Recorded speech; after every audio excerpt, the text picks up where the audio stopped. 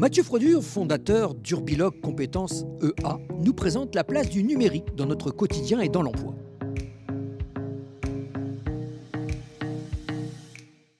Alors le numérique aujourd'hui en fait est présent à la fois dans notre vie sociale et dans notre vie professionnelle.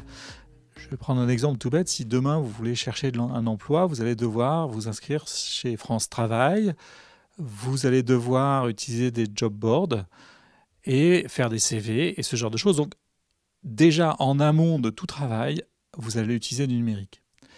Une fois que vous arrivez dans l'entreprise, en fait, vous allez également rencontrer du numérique.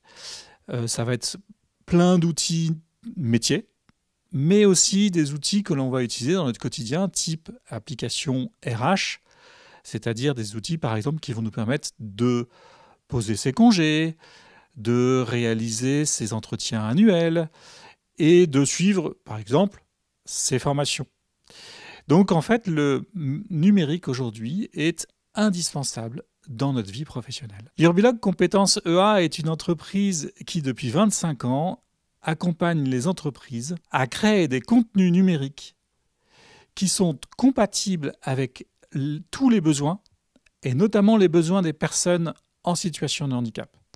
L'idée, c'est de permettre de créer des outils qui vont être utilisables par l'ensemble des salariés d'une entreprise, et les salariés qui, par exemple, n'ont pas la vue, qui n'ont pas l'ouïe, qui n'ont pas la capacité d'utiliser une souris, qui ont des difficultés à utiliser les textes et notamment vis-à-vis des problématiques d'orthographe et ce genre de choses. En fait, toutes les personnes qui ont des difficultés à utiliser le numérique en raison de leurs difficultés et de leur handicap potentiel. En parler, c'est bien, mais voici la démonstration en images. Je souhaite vous présenter aujourd'hui une application RH. Nous avons décidé, début d'année, de refondre un petit peu toute notre politique et de ne plus avoir d'outils spécifiques que nous avons développés nous-mêmes, et donc de prendre des outils du marché. Donc là, je suis sur un outil qui va me permettre de poser un congé, et je souhaiterais juste vous faire découvrir un petit peu les bons et moins bons côtés de cette solution. Alors, je me suis connecté et je vais aller directement sur Bonjour, Frodure Mathieu.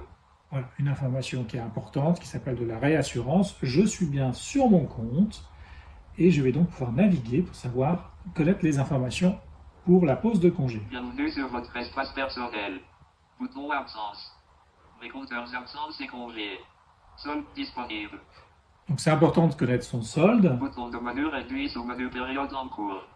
Barre de progression 52. Alors là j'ai 52 qui ne correspond pas à grand chose pour moi. Barre de progression 75. Barre de progression 75, voilà. Là pour le coup j'ai pas d'infos. Bon, on va considérer que j'ai suffisamment de jours de congé devant moi et donc je vais aller directement en tapant avec la touche F pour aller directement dans l'élément de formulaire. Navigation région close bouton. Télécharger bouton. Navigation région close bouton. Bon, ça c'est pas terrible. Liste déroulante réduit cliquable. Cliquable journée entière bouton radio coché. Alors, là, je pense que je suis dans le formulaire, donc je vais remonter. Période liste déroulante réduit cliquable. Type d'absence astérisque. Alors, type d'absence, ça me parle. Liste déroulante réduit cliquable. Édition recherchée un type liste. Congé payé section. Voilà, donc je prends congé payé. Famille. Ok. Journée entière bouton radio. Édition sélectionnée congé payé. Alors, je vérifie, je suis bien sur congé payé. Journée entière bouton radio coché. La journée entière. Édition JJ par oblique MM par oblique AA vite. Autocomplétion. Donc là, on demande de rentrer avec un certain format. Donc on va faire 0, 9, 0, 9, 0, 5, 0, 2, 0, 3, 3, 2, 5, 25.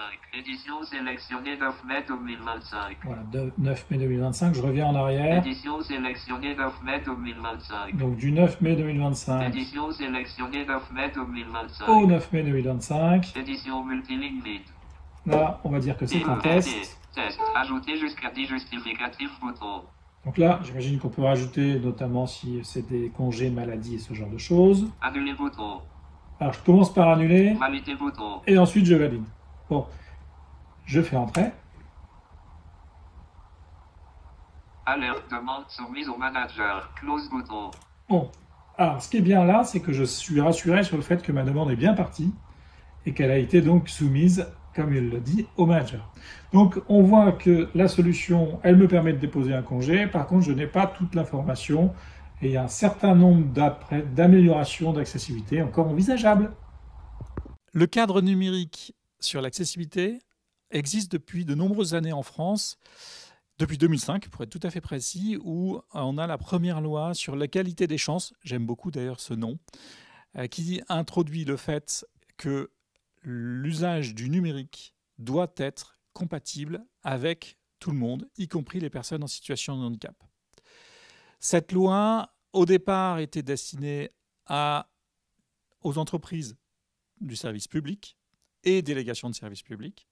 Et depuis 2016, avec un décret en 2019, on a une loi qui oblige les entreprises de grande taille, plus de 250 millions d'euros de chiffre d'affaires, à aborder le sujet de l'accessibilité numérique sur l'ensemble des éléments constitutifs, c'est-à-dire à la fois pour leurs clients, mais également pour leurs salariés, d'où le fait de l'emploi vis-à-vis du handicap. Depuis déjà quelques années, une directive existe sur le sujet de l'accessibilité numérique, mais elle va rentrer réellement en application en ce fameux 28 juin 2025, donc demain, et va obliger les entreprises, pour le coup de plus petite taille, parce qu'on parle de 2 millions d'euros de chiffre d'affaires, et surtout on parle de services numériques et également d'outils numériques. Donc les bornes interactives, on va retrouver donc les distributeurs de billets, on va retrouver aussi tout ce qui concerne le paiement,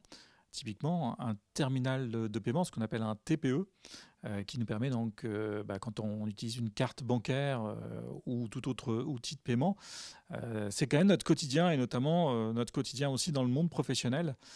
Ça peut être aussi les thermostats. En fait, tout ce qui aujourd'hui va véhiculer des informations via du numérique, via des écrans, ça peut être même la machine à café, et qui, in fine, vont servir l'usage de plein de services. Le but, quand on souhaite accompagner une entreprise, c'est déjà de définir la démarche dans laquelle on s'engage, parce que c'est vraiment une démarche importante qui doit se prolonger dans la durée. Le but n'est pas, quand on parle d'accessibilité, d'avoir un site internet accessible à un instant T ou une application. Le but, c'est de se dire dans 3 ans, dans 5 ans, où je suis, comment je peux permettre à mon outil, à mon service, de pérenniser le sujet de l'accessibilité. Pour prendre un exemple tout bête, si demain vous utilisez un service, mais que le surlendemain, vous ne pouvez pas l'utiliser parce qu'il est tombé en termes d'accessibilité, en fait, vous n'avez rien réussi. Donc là, l'objectif, c'est cette démarche. Première étape pour nous, évaluer. Il faut faire un constat. Et donc, ça passe souvent par un audit. Ce n'est pas forcément l'étape la plus importante, mais c'est celle qui est initiale dans la démarche. Deuxième étape, on parle de remédiation. Remédiation, c'est j'ai fait un constat, j'ai un certain nombre de choses à améliorer. Je demande, c'est souvent des développeurs, à mes équipes techniques d'effectuer les travaux sur le site internet, sur l'application mobile, de manière à ce qu'ils puissent intégrer l'ensemble des éléments qui ont été constatés dans un audit. Mais la troisième étape et la plus importante pour nous, c'est ce qu'on appelle la non-régression. Alors c'est un terme un peu informatique qui illustre bien le fait que on n'est pas arrivé quand on a réussi à rendre accessible un site internet ou une appli.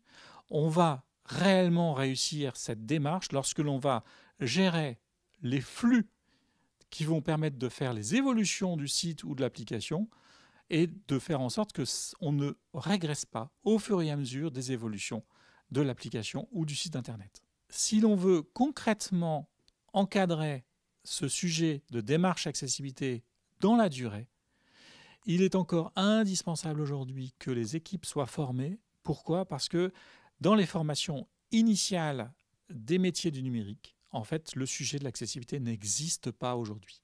Donc on est obligé de former par métier, que ce soit les UX designers, que ce soit les développeurs, que ce soit les contributeurs, sur ces métiers, de manière à ce qu'ils intègrent dans leur quotidien le sujet de l'accessibilité numérique. Notre métier, c'est transformer les pépins en pépites. Aidez-nous à ce que ça se concrétise. Nicolas, en quoi consiste votre travail? Je suis auditeur en accessibilité numérique, auditeur senior.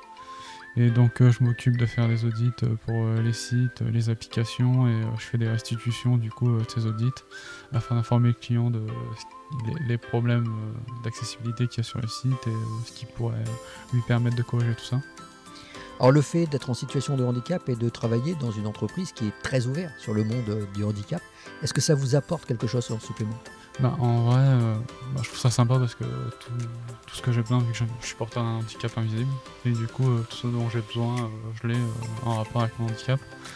Et si des fois j'ai des soucis en rapport avec ma maladie génétique, si j'ai besoin d'une journée de télétravail, 2 jours, 3 jours, je peux les avoir. Je peux rester chez moi du coup pour pouvoir toujours travailler mais dans des meilleures conditions. Et du coup, je sais que derrière, ça sera bien pris, il n'y aura pas de soucis. Et du coup, j'aime beaucoup. C'est reposant de se dire qu'on ne sera pas jugé sur ce qu'on est, sur ce qu'on a. Et du coup, si j'ai un conseil d'ailleurs à donner aux personnes qui cherchent un travail qui sont en situation de handicap, si vous avez une RQTH, mettez-le sur votre CV, même si ça va vous fermer les portes. En gros, il faut mieux travailler dans une boîte qui accepte les personnes en RQTH plutôt que les personnes qui ne les acceptent pas. Voilà, cette émission est à présent terminée. Merci à vous de nous avoir suivis et on se retrouve la semaine prochaine sur Web.